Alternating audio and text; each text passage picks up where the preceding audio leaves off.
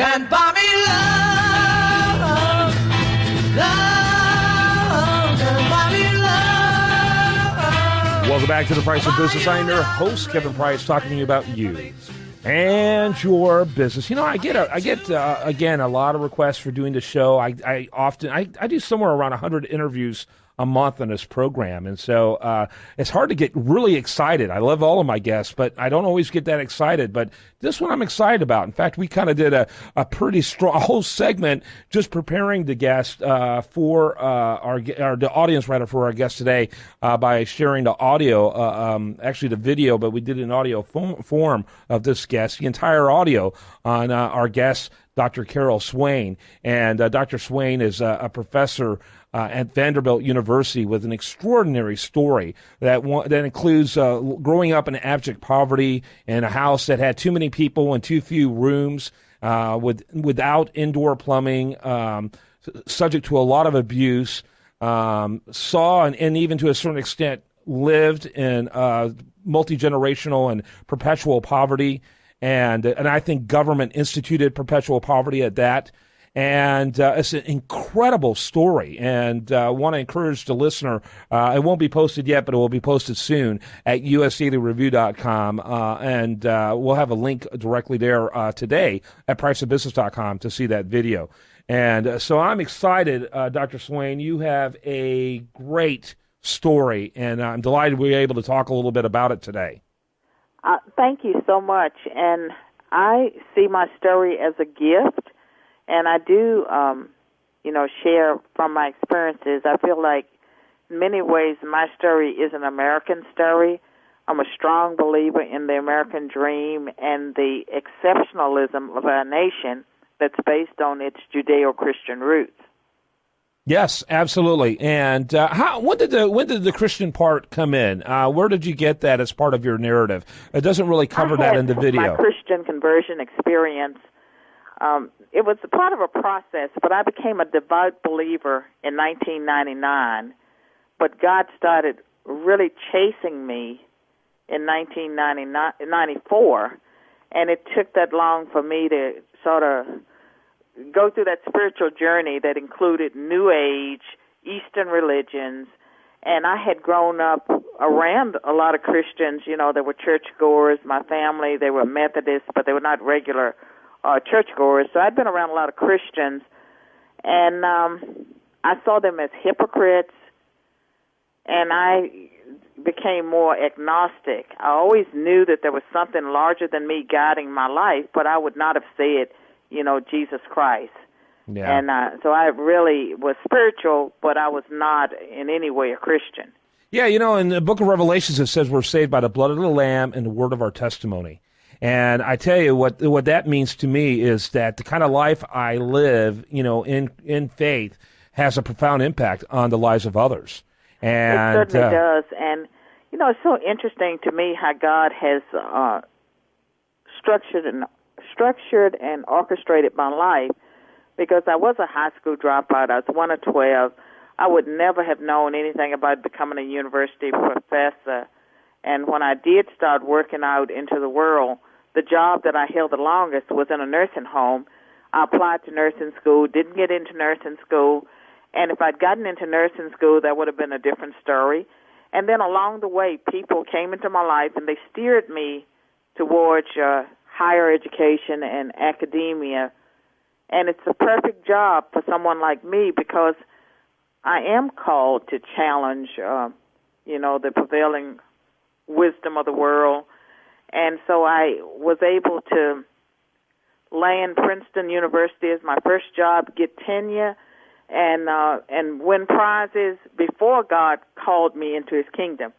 Had I been a devout Christian all along, I don't think I would have had the same success because academia is so hostile towards people of faith at times. No question about it. I think you're absolutely right about that. And, to me it sounds like definitely a God thing. It's certainly a lot of God incidences along the way. So you got your conversion quite a while after, 5 years after, not even five, really a decade after you got your PhD, and just before you finished your master's. But I can tell you, growing up as a child, I had the sense of the call. I always felt that there was something I was supposed to do.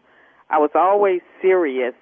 And the older people in the community, would tell my parents, different people, that girl is going to do something. And then I had the experience, probably late teens and early 20s, of strangers, at least 3 times, strangers coming up to me and saying, you're going to be famous someday. Nothing about me and what I was doing would explain why a person, would come up and say that to me. And I don't consider myself famous now, but I do realize that, I have a platform. I have over 17,000 Facebook fans on my professor page, and sometimes my posts can reach over 250,000 people, something that I post. And so I have influence, and I know that influence is for the kingdom. And I've been on national TV, and I don't see it at all as being about me. It's bigger than me. Yeah. Let's talk a little bit about some of the issues that you advocate on. First of all, obviously one that dominated the news recently is the flag, the bars and stars.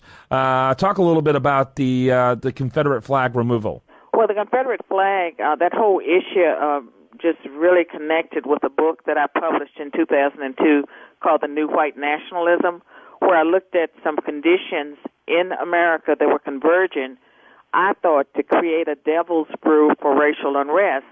And I was looking at how there were certain white supremacy leaders that were tapping into grievances that everyday people have about racial preferences, illegal immigration, black-on-white crime, globalization, loss of jobs. And so these are legitimate issues that they were tapping into, and they were using the language of multiculturalism to say that whites were being discriminated against, and the government wasn't standing up for whites. So that book was published in 2002.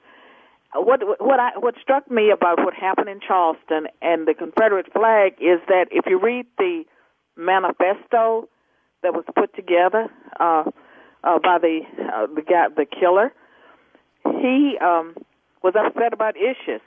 Yet, because we can't deal with issues in this country, we don't want to talk about issues, people seized on the Confederate flag. And, the Confederate flag has been out there, and then the whole conversation was shifted from the substance of what he was griping about to the flag and to the Confederate generals and to the great heroes of the South. And to me, it's just a switching of a conversation. It's the wrong conversation, and it's not going to make anything better in America. I think it worsens race relations, especially for black people, because it causes people that were indifferent on race to see blacks as the problem. It increases hatred, and it's a misguided focus. There you go. So and I want the audience to be clear that you're speaking as a black woman, not only as a professor here. And you point out so eloquently, this has been there forever. This flag's been up there forever.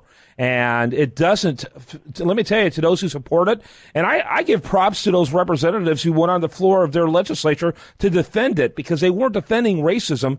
They were defending the idea of states, the supremacy of states. And people who don't know their history or their political science don't understand that this country was forged at the discretion of the states, not the other way around.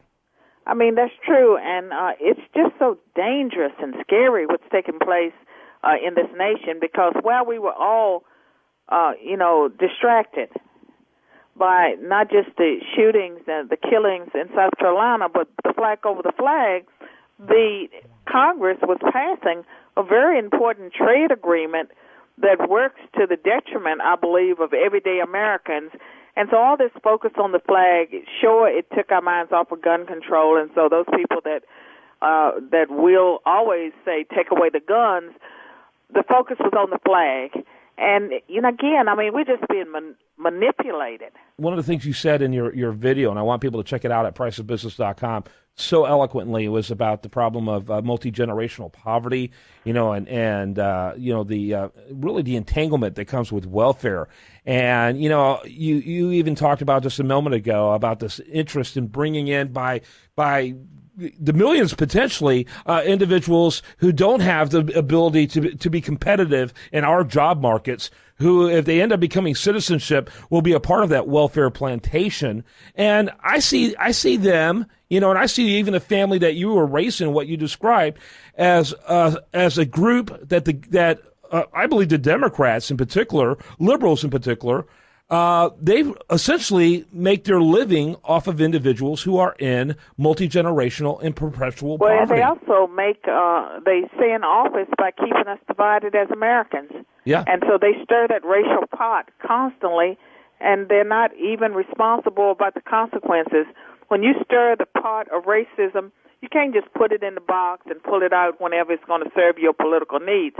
And when I look at the welfare system that we have in America, it is to keep people dependent. Every now and then, someone like me is able to break out. And my story is not unique. There are other people, too, that have been able to overcome poverty and make it. But it's not because of the government programs. It's because of something that God put in that person.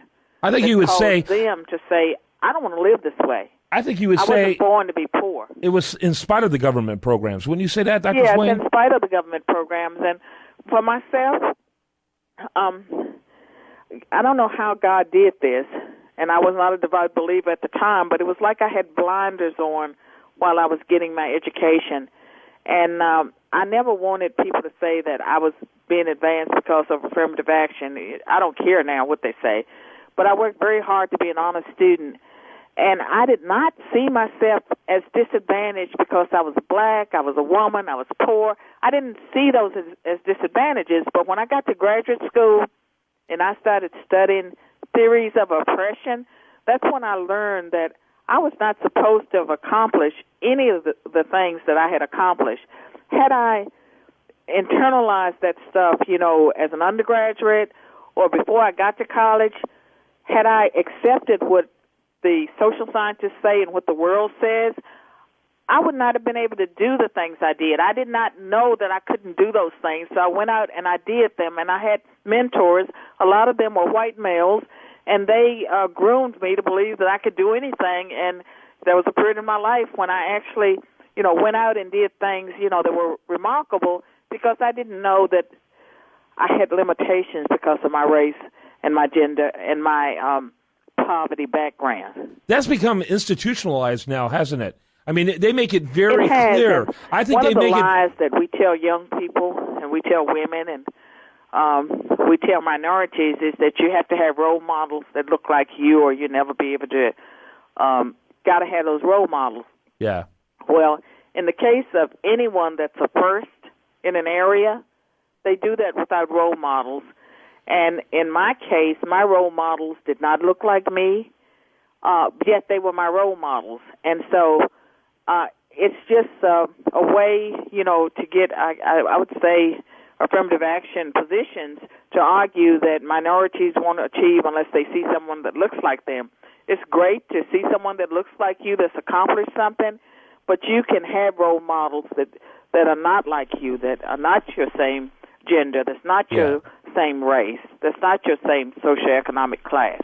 Dr. Swain, I have to wrap it up, and we went over, but it was well worth it. You're phenomenal, and Dr. Carol Swain, you can find her online at Carol, CAROLM, Swain, SWAIN.net. And Dr. Swain, thank you so much for your time. Thank you. Bye. I look forward to chatting in the future. All right, when we come back, much more for you. Do want to remind you, best content here, including this interview, will be found over there at usdailyreview.com. And you're listening to The Price of Business.